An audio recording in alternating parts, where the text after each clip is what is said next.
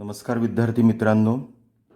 Problem number 3 यापूर्वीच्या भागामध्ये आपण या प्रॉब्लेम नंबर 3चा आपण स्टेटमेंट शोविंग सरप्लस कॅपिटल हा भाग पूर्ण केला होता आणि त्यामध्ये हे सरप्लस कॅपिटलचं स्टेटमेंट आपण तयार केलं.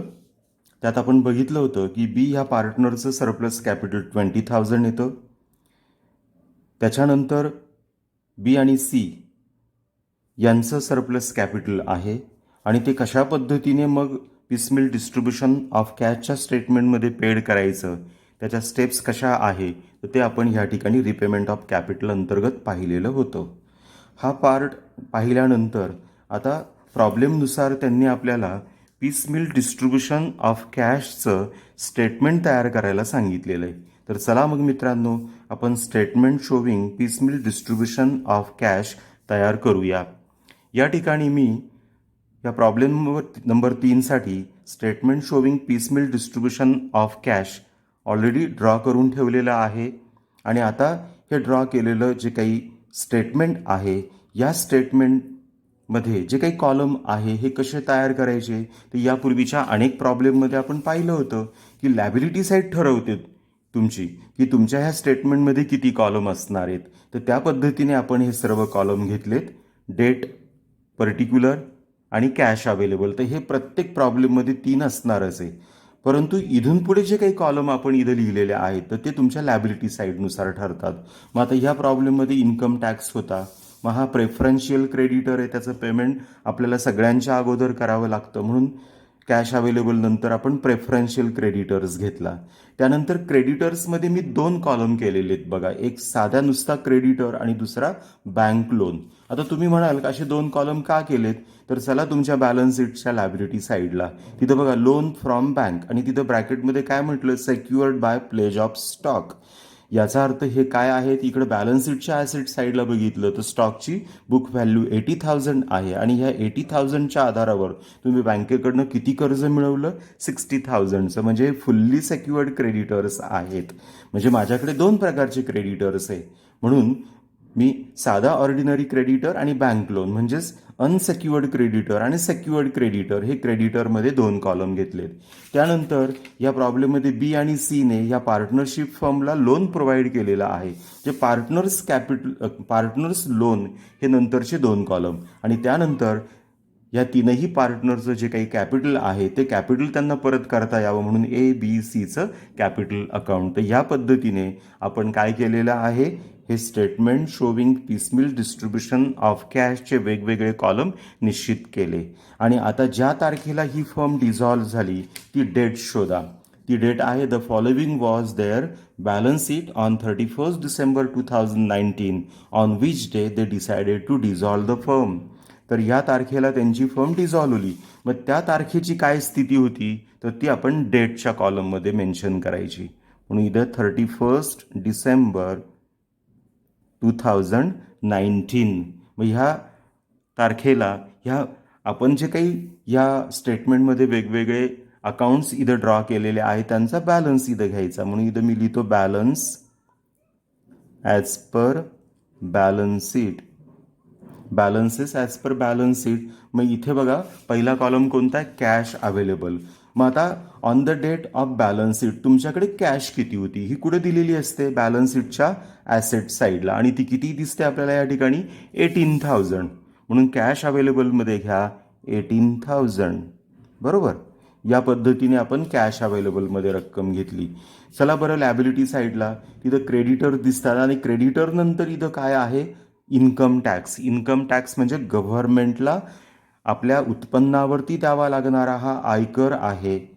गव्हर्नमेंट ड्यूज हे कोणते क्रेडिटर्स असतात, प्रेफरन्शियल क्रेडिटर. आणि इथं या स्टेटमेंटमध्ये कॅश अवेलेबल नंतर पहिलं पेमेंट हे आपल्याला गव्हर्नमेंट ड्यू किंवा प्रेफरन्शियल क्रेडिटरचं करायचं असतं, म्हणून पहिला कॉलम तो घेतलेला आहे. इन्कम टॅक्सच्या कॉलममध्ये जो काही बॅलन्स असेल त्यांचा तो इथं मेन्शन करा, 8,000. त्यानंतर पुढे मी इथं लिहिला क्रेडिटर्स. मग इथं क्रेडिटर लॅबिलिटी साईडला दिसत आहे बघा 30,000. म्हणून ह्या क्रेडिटर्स अंतर्गत पहिला जो क्रेडिटरचा कॉलम आहे तिथं 30,000. त्यानंतर क्रेडिटरमध्येच बघा बँक लोन असं मेन्शन केलेलं आहे. खरं म्हणजे आता हे जे काही बँक लोन आहेत ना, इथं जरी 60,000 असले, बरोबर, तरी एक नंबरची ॲडजस्टमेंट बघा. Bank would realise only 50,000 on disposal of stock. Stock विकून बँकेला फक्त 50,000 रुपये मिळाले. म्हणजे बँकेने मला 60,000 दिले आणि त्यांना फक्त स्टॉकच्या जो काय आपण हायपोथिकेट केलेला स्टॉक होता तर त्याच्याद्वारे फक्त 50,000 मिळाले. म्हणजे जे काही 10,000 अजूनही मला त्यांना द्यावे लागणार आहे बँकेला, तर हे अनसेक्युअर्ड होतात. आलं लक्षात? परंतु आपण ते थोड्या वेळाने लिहू समजण्यासाठी. अगोदर जो काही बॅलन्स आहे ना, तो मी इथं बँक कॉलममध्ये लिहितो आणि तो आहे 60,000. त्यानंतर पार्टनरचं कॅपिटल मला या ठिकाणी दिलेलं दिसतंय. बीच्या बाबतीत 13,200 एवढं बीचं पार्टनर लोन आहे. सीचं पार्टनर लोन आहे 8,800 आणि त्यानंतर ए, बी आणि सी या तिघांचं अनुक्रमे जे काही कॅपिटल आहे ते त्यांच्या त्यांच्या कॉलममध्ये मी मेन्शन करतो. एचं कॅपिटल आहे 80,000, बीचं कॅपिटल आहे 80,000 आणि सीचं कॅपिटल आहे 60,000. तर या पद्धतीने मित्रांनो, प्रथम आपण काय करायचं, तर जो काही बॅलन्स शीटच्या ॲसेट आणि लायबिलिटीजला वेगवेगळ्या अकाउंटचा जो बॅलन्स दिलेला असेल तुम्हाला, तो या statement showing piecemeal distribution of कॅशच्या फर्स्ट लाईनवर balances as per balance sheet समोर नमूद करायचा. झालं? हे झालं की मग आता आपण काय करणार आहात आता, तर आता आपण आपल्याकडे on the date of balance sheet cash किती अवेलेबल होती आपल्याकडे, 18,000. आता माझ्याकडे 18,000 रुपये आहे असं समजल्याबरोबर लोक थांबणार आहेत का बरं? नाही. ते इमिजिएट काय करतील, तर मला ही रक्कम द्या असा माझ्या मागे तगादा लावतील. मग आता ह्या 18,000वर पहिला अधिकार कोणाचा? तर आपण ऑर्डर ऑफ पेमेंटमध्ये बघितलेला आहे की आपल्याला भविष्यामध्ये जो काही आपल्या ॲसेट्स विकण्यासाठी करावा लागणारा जो खर्च असतो, म्हणजे त्याला आपण डिझोल्युशन एक्सपेन्सेस म्हणतो, रिअलायझेशन एक्सपेन्सेस म्हणतो, तर तो आपल्याला करता यावा म्हणून तेवढी तरतूद आपल्याला बाजूला काढून ठेवावी लागते. असं काही या प्रॉब्लेममध्ये सांगितलं आहे का ते बघा बरं. तर आपल्याला 2 नंबरच्या ॲडजस्टमेंटमध्ये एक नवीन वाक्य आलेलं दिसतंय बघा. A sum of ₹6,000 was spend for repairs of furniture to get better price. आपण काय केलेले, 6,000 रुपये फर्निचरच्या दुरुस्तीवरती खर्च केलेले आहेत. कशासाठी, तर आपल्याला फर्निचरच्या विक्रीद्वारे चांगली किंमत मिळावी म्हणून. मग प्रत्येक मालकाचा हाच हेतू असतो की नाही, की आपल्या ॲसेटला चांगली किंमत मिळावी आणि त्यासाठी जो काही खर्च करावा लागतो त्यालाच आपण डिझोल्युशन एक्सपेन्सेस असं म्हणतो. म्हणून मग प्रथम काय करायचं, इथं म्हणायचं less expenses for repair of furniture आणि ती रक्कम किती सांगितली त्यांनी आपल्याला, ॲज पर आवर प्रॉब्लेम 6,000. ती तिथं मी लिहिली, बरोबर. आता 18,000मधनं 6,000 गेले तरीसुद्धा माझ्याकडे अजून किती शिल्लक आहे, 12,000. मग ह्या 12,000चं पेमेंट आता कोणाला करायचं, तर as per hour order of payment आपण ही रक्कम कोणाला देणे लागतो, तर प्रेफरन्शियल क्रेडिटरला. आणि ह्या प्रॉब्लेममध्ये प्रेफरन्शियल क्रेडिटर किती आहे, 8,000. म्हणून लेस पेड फॉर इन्कम टॅक्स, बरोबर. इन्कम टॅक्स किती पेड केली तुम्ही, ती -8,000.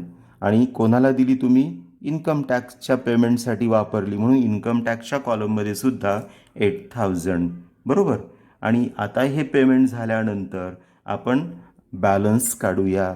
मग इथं टायटल देतो मी बॅलन्सेस. मग 18,000मधनं मी पेमेंट किती केलेलं आहे, 14,000चं पेमेंट केलेलं आहे, बरोबर.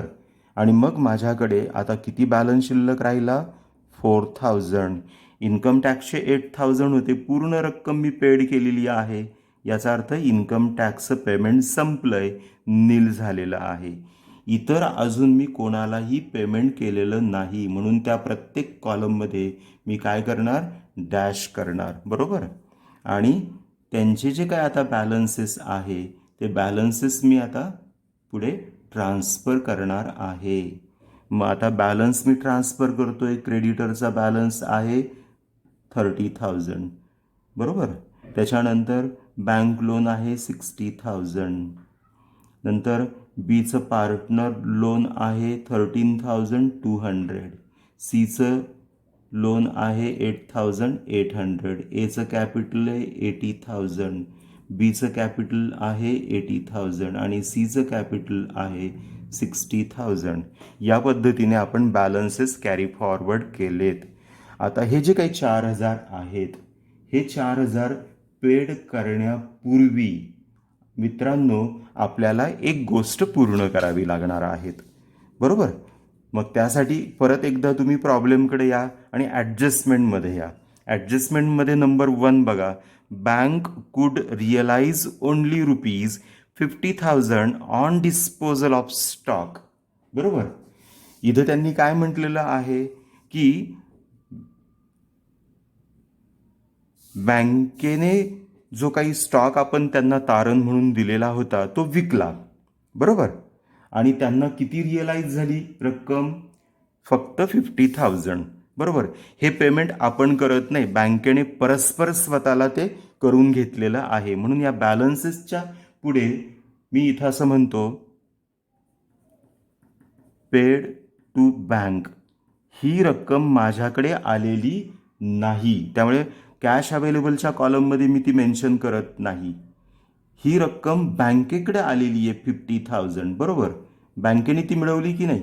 पेड टू बँकच्या कॉलममध्ये बँकेला 50,000 रुपये प्राप्त झाले आणि ते झाल्यानंतर त्यांचे जे काही फायनल बॅलन्सेस आता आपल्याला दिसतात तर ती या पद्धतीने बघा. आता माझ्याकडे अजूनही 4,000 रुपयांचा बॅलन्स शिल्लक आहे. इन्कम टॅक्स नील झाला. क्रेडिटरचा बॅलन्स 30,000 तसाचे. 60,000 पैकी बँकेला स्टॉक रिअलाइज करून 50,000 मिळून गेलेत.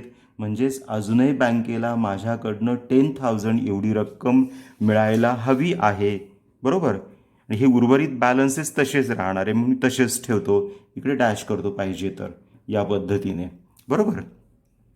तर मित्रांनो आता आपल्याकडे जे काही 4,000 रुपयांचा बॅलन्स आहे तर हा 4,000 रुपयांचा बॅलन्स आपल्याला पेड करावा लागणार आहे. आणि मग तो कोणाला पेड करायचा? तर आता तुम्हीच सांगा. ऑर्डर ऑफ पेमेंटनुसार आपल्याला कोणाला पेमेंट करावं लागेल? मगाच मी तुम्हाला ऑर्डर ऑफ पेमेंट सांगितली होती. पहिलं पेमेंट कोणाला? तर डिझोल्युशन एक्सपेन्सेससाठी. नंतर कोणासाठी? प्रेफरन्शियल क्रेडिटरसाठी. एकदा का प्रेफरन्शियल क्रेडिटरचं पेमेंट झालं की पुढचं पेमेंट कोणासाठी करायचं असतं? तर अनसेक्युअर्ड क्रेडिटर्ससाठी. कारण या ठिकाणचे सेक्युअर्ड क्रेडिटर रिअलाइज झाले 50,000, त्यांचं पेमेंट संपलेलं आहे. मग आता हे जे काही 4,000 आहे ते अनसेक्युअर्ड कोण कोण आहे? 30,000 हे अनसेक्युअर्ड क्रेडिटर आहे आणि मला जे काही बँकेला अजून 10,000 द्यायचे, आता याला कोणताही तारण नाही आहे, याला कोणतेही प्लेज शिल्लक नाही आहे. त्यामुळे ते सुद्धा काय ट्रीट केले जातील? अनसेक्युअर्ड क्रेडिटर म्हणून ट्रीट केले जातील. म्हणजेच हे 4,000 रुपये क्रेडिटर आणि बँक लोन ह्या दोघांना द्यावे लागणार आहे.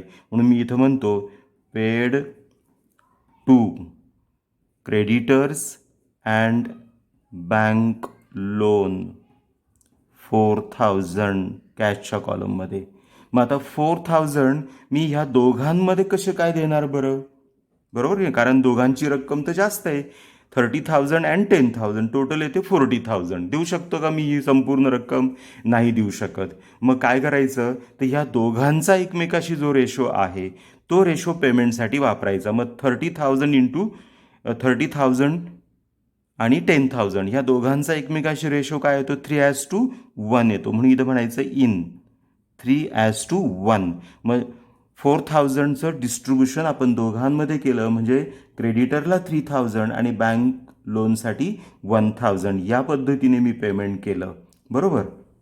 इतरांना मी काहीच पेमेंट केलेलं नाही आहे. त्यांच्या कॉलममध्ये डॅश आणि आता एक स्लिपिंग लाईन, एक आडवी रेष. आणि आता आपण आपला बॅलन्स शोधूया. बॅलन्सेस किंवा बॅलन्स. आपली जी काय अवेलेबल कॅश आहे ती नील झालेली आहे. इन्कम टॅक्स नील झालेला आहे. क्रेडिटर माझे 30,000 होते, पैकी मी 3,000चं पेमेंट केलेलं आहे. म्हणजेच 27,000 अजून आउटस्टँडिंग आहे. 10,000 बँक लोन होतं, त्यापैकी 1,000 पेड केलेले आहेत. म्हणजेच 9,000 एवढं अजूनही बँकेला मला पेमेंट करायचं आहे. इतरांना मी अद्याप पेमेंट करू शकलेलो नाही म्हणून त्यांचे बॅलन्सेस तसेच पुढे ट्रान्सफर करा. त्याच्यामध्ये काहीच बदल होणार नाही म्हणून आहे तेच बॅलन्सेस मी काय केले, पुढच्या लाईनवर कॅरी फॉरवर्ड केलेले आहेत. तर या पद्धतीने माझ्याकडे जे काही on the date of dissolution 18,000चा बॅलन्स होता तर तो मी डिस्ट्रीब्यूट केलेला आहे.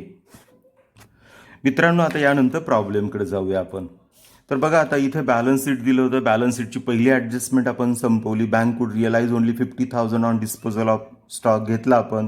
ए sum of ₹6,000 was spend for repairs of furniture to get better price झालं आपलं. आणि थर्डमध्ये बघा, other assets were realised as follows.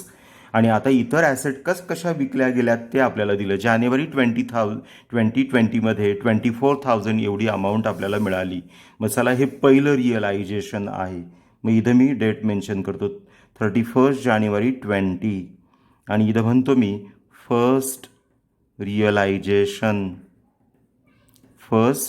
Realisation त्याला मी अंडरलाईन केली. आणि कॅश अवेलेबलच्या कॉलममध्ये रक्कम किती येईल, 24,000 एवढी रक्कम आपण तिथं मेन्शन करणार.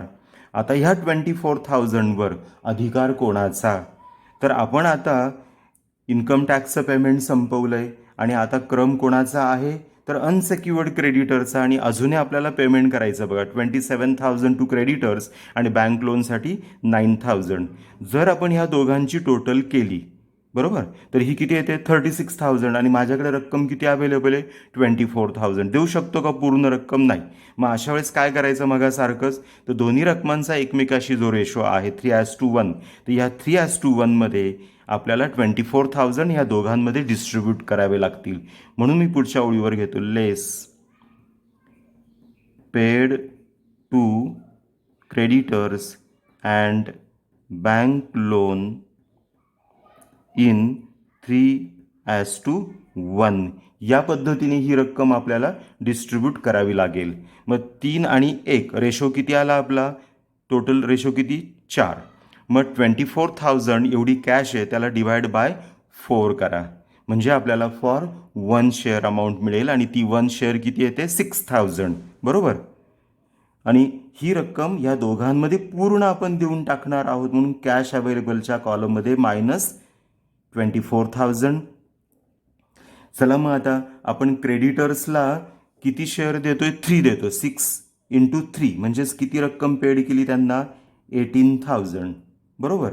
नंतर बँक लोनला आपण किती रक्कम दिली, 1 शेअर म्हणजे 6,000. या पद्धतीने आपण रक्कम पेड केली.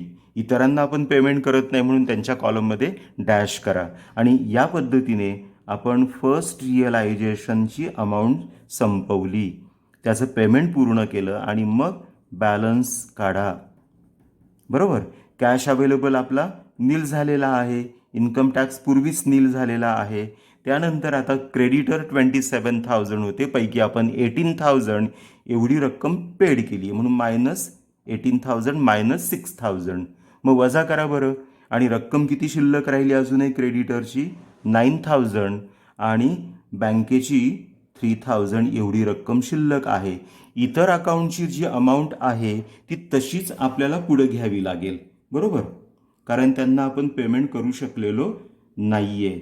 म्हणून त्या ज्या अमाऊंट्स आहेत त्या पुढे तशाच ट्रान्सफर करा. 13,200, 8,800, 80,000, पुन्हा 80,000 आणि 60,000. या पद्धतीने काय केलं मित्रांनो, आपण बॅलन्सेस पुढे कॅरी फॉरवर्ड केले. या पद्धतीने आपण पहिलं रिअलायझेशन पूर्ण केलं. त्यानंतर परत एकदा आपल्या प्रॉब्लेमकडे या. चला, मग आता other assets were realised as फॉलोजमध्ये आपण जानेवारीचे 24,000 डिस्ट्रीब्यूट केले. आता फेब्रुवारीमध्ये काय झालं आहे बघा, फेब्रुवारी 20मध्ये 30,000 एवढी अमाऊंट आपल्याला मिळाली. मग चला, इथं आपण डेटमध्ये मेन्शन करूया. घ्या मग ती रक्कम,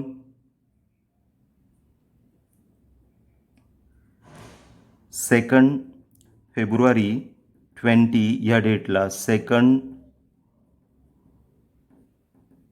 रिअलायझेशन असं टायटल दिलं आपण. आणि कॅश किती मिळाली मित्रांनो आपल्याला 30,000 एवढी रक्कम मिळाली. म्हणून कॅश अवेलेबलच्या कॉलममध्ये 30,000 ही रक्कम तिथं मेन्शन करायची. आता मित्रांनो पेमेंट कोणाला आपण करतोय सध्या, तर क्रेडिटरच्या ह्या दोन पार्टीजला. क्रेडिटर हे जे अनसेक्युअर्ड आहे आणि दुसरे बँकेचं जे अनसेक्युअर्ड लोन शिल्लक आहे ते. आता दोघांची टोटल कर 9,000 प्लस 3,000 बरोबर, म्हणजे टोटल किती आली 12,000 आणि आपल्याकडे कॅश किती अवेलेबल आहे 30,000. म्हणजे पूर्ण रक्कम देऊ शकतोय ना आपण. चला मग ती पूर्ण रक्कम ह्या दोघांची देऊन टाका. म्हणून इथं म्हणाल less paid to creditors and bank loan in full. त्यांचं जे काही शिल्लक असेल ते, आणि दोघांची मिळून टोटल किती 12,000. मग देऊन टाका. क्रेडिटरचे 9,000, बँक लोनचे 3,000. या पद्धतीने एकदा का तुम्ही त्यांचं पेमेंट केलं की पुन्हा एक स्लिपिंग लाईन, एक आडवी रेष त्याच्यानंतर, आणि बॅलन्स काढा. काय येतो बॅलन्स बघूया बरं आपण आता. 30,000मधनं 12,000 मायनस करा, 18,000 एवढी रक्कम शिल्लक राहिली कॅश अवेलेबलची. आपले इन्कम टॅक्स अगोदरच नील झालेले होते, आता क्रेडिटर्ससुद्धा नील झालेले आहेत.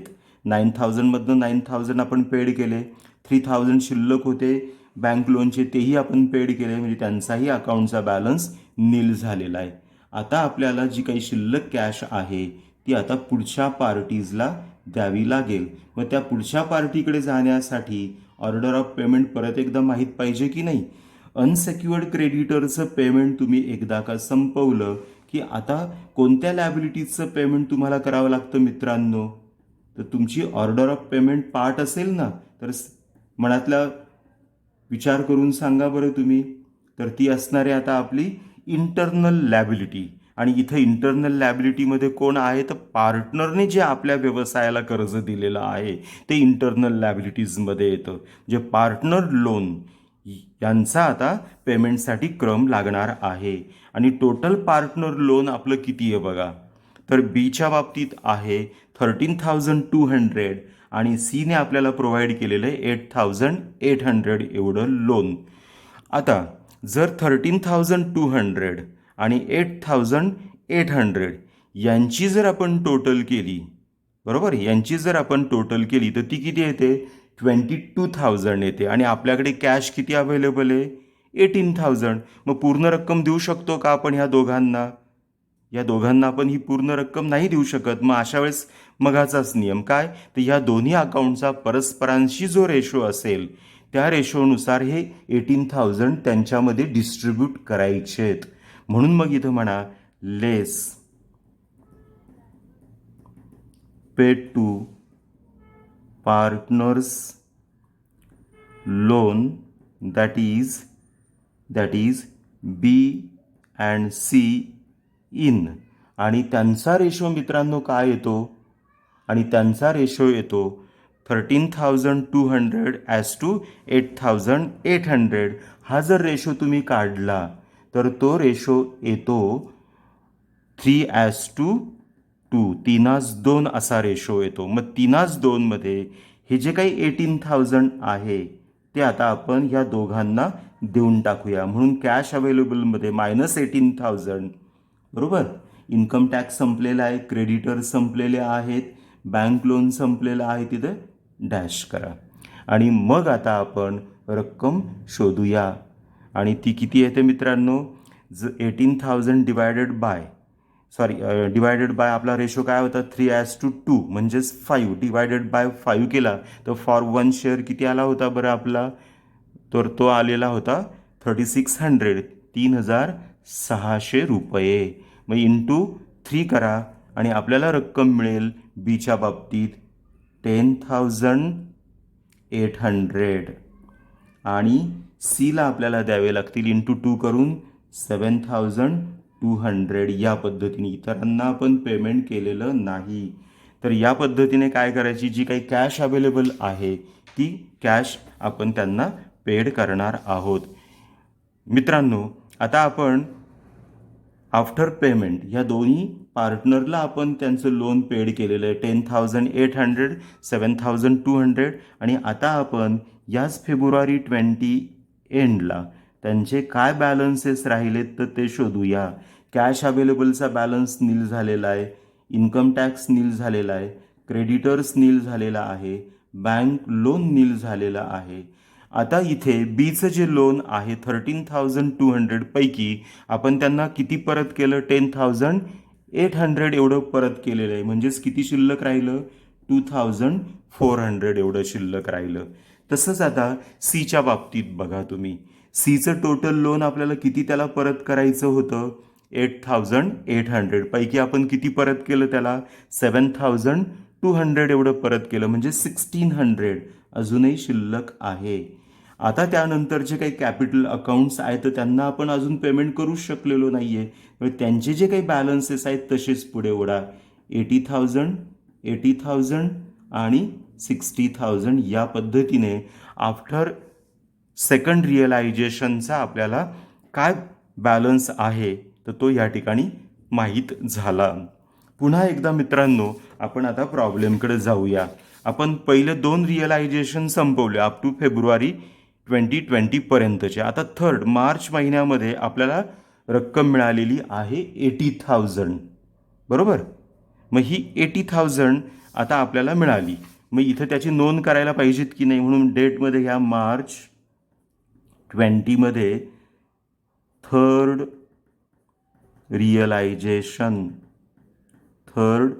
रिअलायझेशन त्याला अंडरलाईन करा.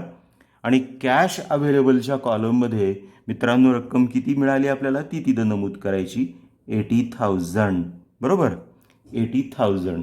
आता ह्या 80,000वर पहिला अधिकार कोणाचा तर आता आपण पेमेंट सध्या कोणाचं करतोय पार्टनर्स लोन आपण सध्या पेड करतोय. बीचं अजून मला किती द्यायचं आहे 2,400 आणि सीचं 1,600. आता ह्या ज्या 2 अमाऊंट आहे यांची जर मी टोटल केली तर ती किती येते टोटल 4,000 एवढी येते बरोबर 4,000. आणि माझ्याकडे 4,000पेक्षा नक्कीच जास्त रक्कम आहे. मग मी पूर्ण रक्कम देऊ शकतो की नाही मग देऊन टाका. चला मग इथं म्हणाल लेस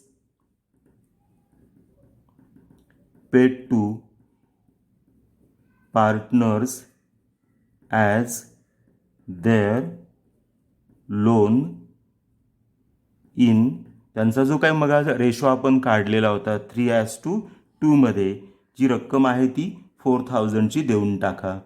आणि ती रक्कम आपल्याला द्यावी लागते बीच्या बाबतीत 2,400 आणि सीला 1,600. अजून आपण कॅपिटलचं पेमेंट केलेलं नाही आहे म्हणून तिथं dash.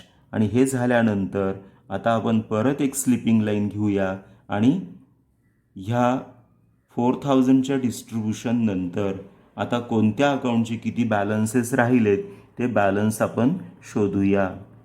After payment of 4,000 to partners loan 80,000मधनं 4,000 मी मायनस केले. किती शिल्लक राहिली रक्कम 76,000.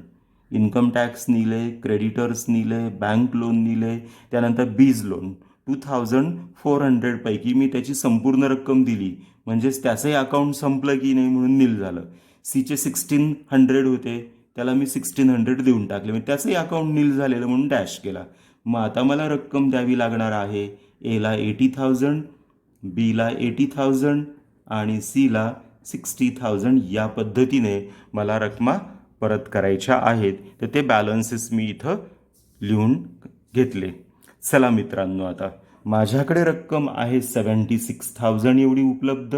आणि आता ह्या रकमेवरती अधिकार कोणाचा तर आता ही रक्कम कोणाला द्यायची हे आता कोण ठरवणार आहे तर आपण यापूर्वीच्या भागामध्ये जे statement showing surplus capital calculate केलेलं होतं तर त्यानुसार आपल्याला हे पेमेंट करावं लागणार आहे. मग त्या स्टेटमेंट शोविंग सरप्लस कॅपिटलमध्ये बघा बीच्या नावासमोर किती सरप्लस कॅपिटल दिसत होतं 20,000. आणि मग मी इथं लिहिलं होतं बघा रिपेमेंट ऑफ कॅपिटलसाठी नोट लिहून ठेवलेली होती फर्स्ट ₹20,000 पेड टू मिस्टर बी. मग चला मग हे बीला आपण 20,000 रुपये देऊन टाकूया. जे मी लिहितो less paid to mister B as his surplus capital 20,000, बरोबर. 20,000 बीच्या कॉलममध्ये मी घेतलेत, बरोबर. इतरांना मी पेमेंट केलेलं नाही आहेत. त्याच्यानंतर मी स्लिपिंग लाईन घेतो, इथं आडवी रेष घेतोय आणि बॅलन्स खाली ओढतोय. 80,000, 80मधनं 20 बीचे गेले, कारण 20,000 मी त्याचं सरप्लस कॅपिटल पेड केलं आहे. 60,000 आणि सीच्या बाबतीत काहीच नाही आहे म्हणून तिथं 60,000 तसेच राहू द्या, बरोबर. या पद्धतीने आपण बॅलन्स काढला. परंतु कॅश अवेलेबलचा अजून आपल्याला बॅलन्स काढायचा आहे. 76,000मधनं मी 20,000 वजा केल्यानंतर किती रक्कम शिल्लक राहणार आहे बरं? तर ती शिल्लक राहणार आहे 56,000. तर एवढी रक्कम शिल्लक आहे. मग आता हे 56,000 द्यायचे कोणाला? तर पुन्हा एकदा मित्रांनो, स्टेटमेंट शोविंग सरप्लस कॅपिटलचं स्टेटमेंट काढा आणि ह्या स्टेटमेंटमध्ये शेवटच्या ओळीवर आपण जे काही 20,000 बीला द्यायचे सांगितलेले होते ते दिलेत की नाही? दिले. या ओळीनंतर इमिजिएट जी नेक्स्ट लाईन अगोदरची होती तिथं बघा रक्कम बीच्या कॉलममध्ये 20,000 आहे आणि सीच्या कॉलममध्ये 20,000 आहे. तर त्यांचं पेमेंट आहे म्हणून बघा इथं जी नोट लिहिली होती रिपेमेंट ऑफ कॅपिटलमध्ये, next ₹20,000 plus 20,000 paid to mister B and C as their surplus capital. मग आता याचा अर्थ ह्या 56,000मधनं जी काही माझ्याकडे अवेलेबल कॅश आहे, मला 20,000 प्लस 20,000 म्हणजे टोटल किती पेड करायची आहे? 40,000 आहे का? देऊ शकतो का? मी देऊ शकतो, कारण माझ्याकडे 56,000 जास्त रक्कम आहे. मग इथं म्हणा less paid to mister B and C as their surplus capital. त्यांचं सरप्लस कॅपिटल 20,000 प्लस 20,000 किती रक्कम मी पेड केली त्यांना? 40,000.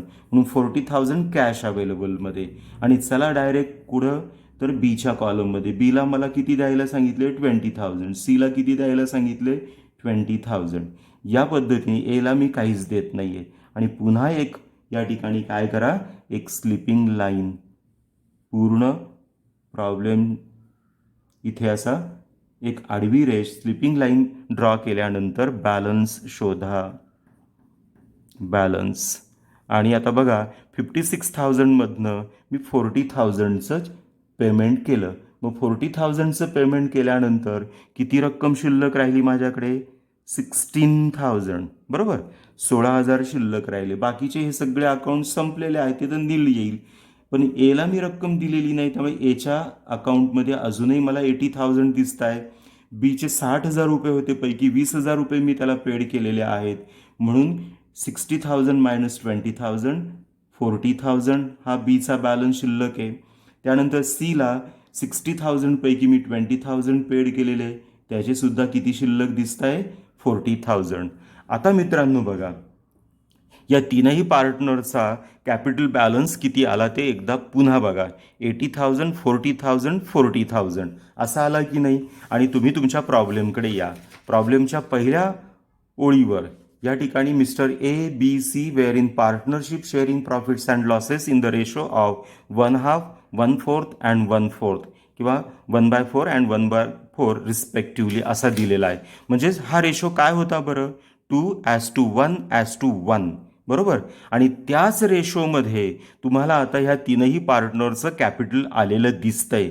आणि ज्या क्षणाला पार्टनरचं कॅपिटल तुम्हाला त्यांच्या प्रॉफिट शेअरिंग रेशोमध्ये आलेलं दिसतं, तिथून पुढे ह्या कॅश अवेलेबलच्या कॉलममध्ये जी रक्कम अवेलेबल असेल ती संपूर्ण रक्कम सर्व पार्टनरला त्यांच्या प्रॉफिट शेअरिंग रेशोमध्ये डिस्ट्रीब्यूट करायची असते. मग चला मग मित्रांनो, या ठिकाणी यांचं कॅपिटल त्यांच्या प्रॉफिट शेअरिंगमध्ये आलेलं आहे. म्हणून हे जे काही 16,000 आहे आता आपल्याकडे अवेलेबल, हे तिघांनाही आपल्याला आता त्यांच्या प्रॉफिट शेअरिंग रेशोमध्ये द्यावे लागतील. म्हणून पुढे मी म्हणतो less paid to all partners in their profit sharing ratio, that is 2:1:1.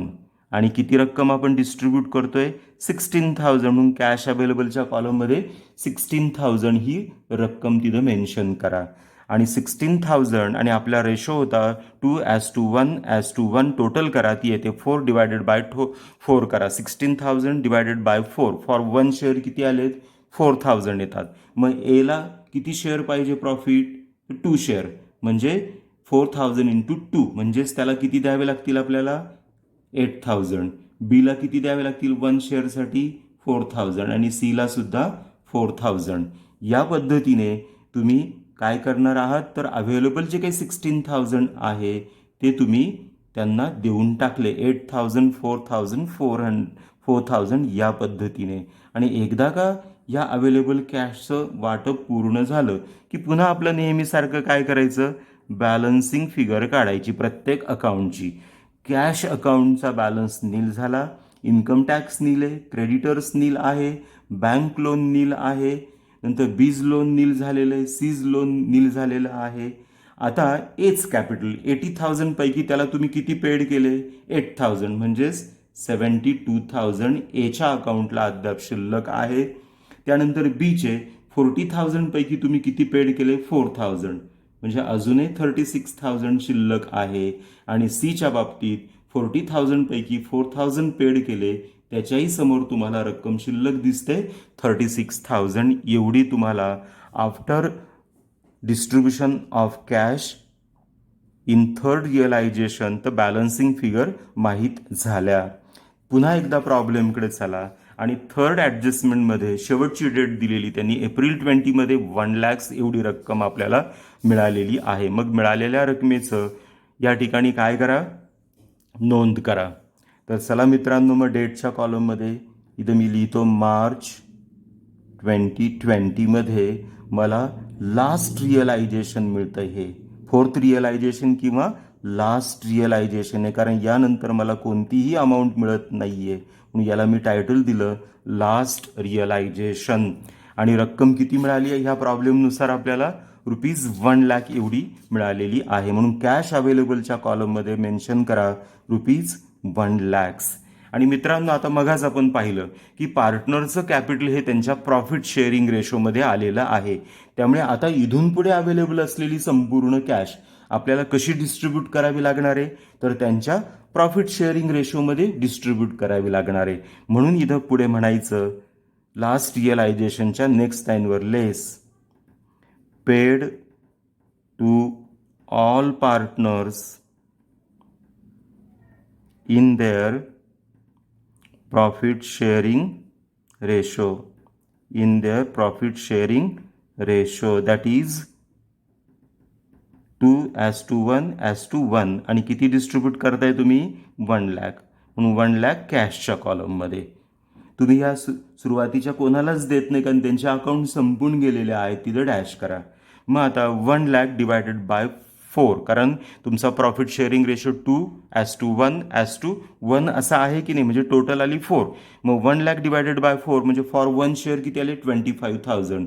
एला किती शेअर हवे 2 म्हणजे इंटू 2 करा म्हणजेच त्याला किती देणार तुम्ही 50,000 बरोबर. एवढी रक्कम तुम्ही एला दिली. एक शेअर म्हणजे किती होता तुमचा 25,000चा तो तुम्ही बीला दिला आणि सीला सुद्धा एक शेअर देतोय 25,000चा तो सीच्या कॉलममध्ये. या पद्धतीने आपण अवेलेबल जी काही कॅश आहे ती या सर्व पार्टनर्समध्ये डिस्ट्रीब्यूट केली as per their profit sharing ratio. आणि एकदा का तुम्ही ते वाटप केलं की आता तुम्ही काय करायचं बॅलन्सिंग फिगर काढायची. आता एच्या बाबतीत मी बघतोय बघा 72,000 पैकी मी 50,000 एवढी रक्कम पेड केली. अजूनही मला किती त्या ठिकाणी बॅलन्स दिसतोय 22,000. त्यानंतर बीच्या बाबतीत त्यांचा बॅलन्स होता 36,000 पेड केला मी 25,000 म्हणजे अजूनही 11,000चा बॅलन्स मला इथे बीच्या कॉलममध्ये दिसतोय आणि तेवढाच बॅलन्स कोणाच्या कॉलममध्ये दिसतोय मला सीच्या कॉलममध्ये दिसतोय. आता मित्रांनो यानंतर आपल्याला कोणतंही रिअलायझेशन मिळत नाही मग हे काही जे एचे 22,000 आहे, बीचे जे काही 11,000 आहे किंवा सीचे जे काही 11,000 ह्या ज्या काही कॅपिटल अकाउंटच्या अमाऊंट्स आहे, आता ह्या आपण भविष्यात त्यांना देऊ शकणार नाही आहे. याचाच अर्थ या सगळ्या डिझोल्युशनच्या प्रोसेसमध्ये एवढी कॅपिटलची रक्कम मी त्यांना देऊ शकत नाही, म्हणजेच हा त्यांचा लॉस आहे. आणि त्या लॉसला आपण काय म्हणतो, आता त्याला बॅलन्स न म्हणता त्याला काय म्हणायचं, रिअलायझेशन लॉस असं नाव द्यायचं. म्हणून त्याला आपण इथं काय म्हटलं, रिअलायझेशन लॉस. आलं लक्षात. आणि एच्या कॉलममध्ये 22,000, बीच्या कॉलममध्ये 11,000, सीच्या कॉलममध्ये 11,000 या पद्धतीने आपण तो या ठिकाणी लिहिला. तर मित्रांनो, या पद्धतीने हा प्रॉब्लेम नंबर 3 आपण पूर्ण केलेला आहे पिसमिल डिस्ट्रीब्युशन ऑफ कॅशचा. आणि ह्या पिसमिल डिस्ट्रीब्युशन ऑफ कॅशमध्ये तुम्हाला पार्टनरच्या अकाउंटला जी काही बॅलन्सिंग फिगर शिल्लक राहताना दिसते, ज्याला तुम्ही रिअलायझेशन लॉस असं टायटल दिलं होतं, तर ती रक्कम नेहमी त्यांच्या प्रॉफिट शेअरिंगमध्येच आली पाहिजे. या प्रॉब्लेममध्ये बघा 22,000, 11,000, 11,000 या तिन्ही रकमांचा जर एकमेकाशी रेशो काढला तर तो काय येतो बरं, तर तो येतो 2:1:1 असा येतो. आणि तोच त्यांचा प्रॉफिट शेअरिंग रेशो आहे. तर या पद्धतीने मित्रांनो पिसमिल डिस्ट्रीब्युशन ऑफ कॅशचं स्टेटमेंट आपल्याला तयार करायचं असतं. तर या पद्धतीने हा पिसमिल डिस्ट्रीब्युशन ऑफ कॅशचा जो काही 3rd प्रॉब्लेम आहे तो आपण 2 भागांमध्ये संपवला. पहिल्या भागामध्ये आपण प्रथम सरप्लस कॅपिटलचं स्टेटमेंट तयार केलं आणि ह्या दुसऱ्या भागामध्ये पिसमिल डिस्ट्रीब्युशन ऑफ कॅश कशा पद्धतीने होईल आणि रिअलायझेशन लॉस ह्या पार्टनरला कसा बिअर करावा लागेल तर ते आपण या ठिकाणी कॅल्क्युलेट केलं.